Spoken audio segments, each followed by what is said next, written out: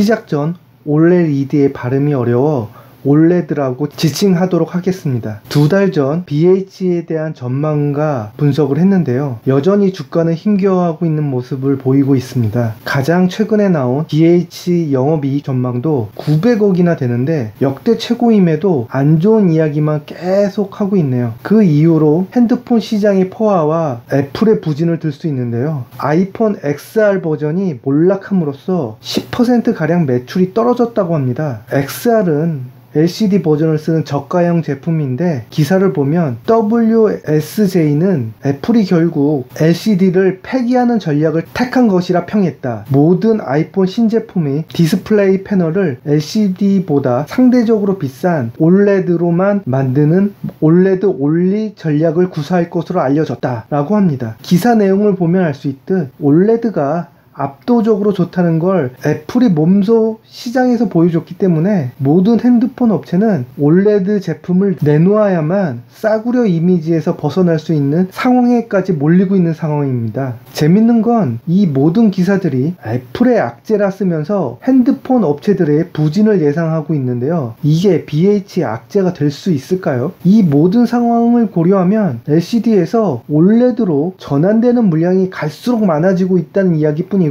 OLED를 대량 생산할 수 있는 업체는 삼성 디스플레이 뿐이라는 점입니다. 그래서 애플의 위기가 BH에게는 오히려 더 기회로 보입니다. 그러면 어떤 면이 더 기회일까요? 지난번 분석 때는 기술력에 대한 이야기는 충분히 했기 때문에 이번엔 FPCB 업체의 특수성과 경쟁 업체를 한 번 더 살펴보고자 합니다. 그럼 어떤 면이 특수할까요? BH는 삼성 디스플레이에 최적화된 FPCB 제품을 다품종 소량 생산을 하고 있다는 점입니다. 이게 의미하는 바는 기술력을 많이 필요로 할 뿐 아니라 판매처와 긴밀한 협조가 있어야만 하는 시스템이라는 점입니다. 한마디로 일반 제품처럼 물건을 만들고 아무에게나 팔 수 있는 그런 제품이 아니라는 겁니다. OLED가 워낙 첨단 기술이고 어렵기 때문에 삼성 디스플레이와 신뢰가 형성되지 않은 채 작업을 하면 제품에 쉽게 문제가 발생할 수도 있습니다. 예를 들면 아이폰 X에 심각한 오류 사건이 있었는데요. BH와 같이 FPCB를 납품하는 인터플렉스의 문제로 추정되었죠. 인터플렉스는 삼성 디스플레이와 독자 노선을 선택했기 때문에 삼성 디스플레이의 긴밀한 지원을 받지 못해 생긴 일이 아닌가 추정됩니다. 따라서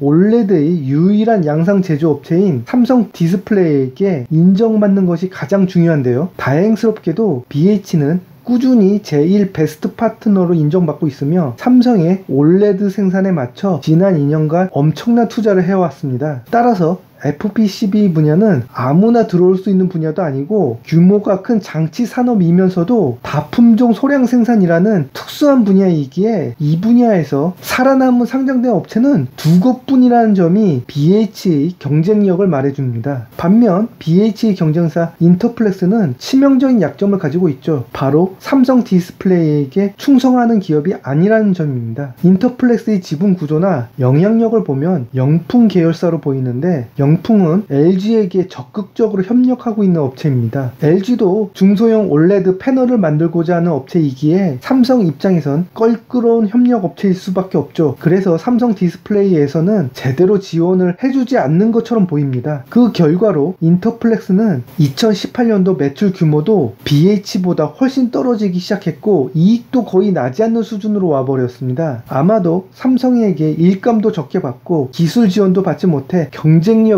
상실한 것으로 보입니다. 그에 비해 BH는 사상 최대 흑자를 갈아치우는 상황입니다. 사실상 OLED FPCB는 이제 BH가 독점한 거와 다를 바가 없으며 인터플렉스는 BH가 처리 못하는 떨거지 물량이나 받아서 처리하는 삼류 기업으로 전락한 듯 보입니다. 앞으로도 BH의 경쟁력은 갈수록 더 커지고 있다고 봐야 할 듯 싶습니다. 이렇게 경쟁력은 좋지만 혹시나 할 위험성을 더 체크하기 위해 재무 구조를 살펴보았는데요. 영업 현금 흐름은 3분기에만 모르겠지만 이미 1,000억을 넘어섰고 자사주 매입을 연속으로 몇백억씩 할 정도로 돈에는 여유가 있어 보입니다. 심지어 이상한 쓸데없는 기업을 인수하는 데만 80억을 쓴 흔적도 보이네요. 이건 좀 좋지 않은 일이긴 하지만 앞으로 들어올 현금 흐름에 대한 자신감이 없으면 절대 할 수 없는 일입니다. 이자 발생 부채도 적은 편은 아닌데 이렇게 자신있게 현금을 팍팍 쓸 수 있다는 건 경영자도 이 기업의 미래를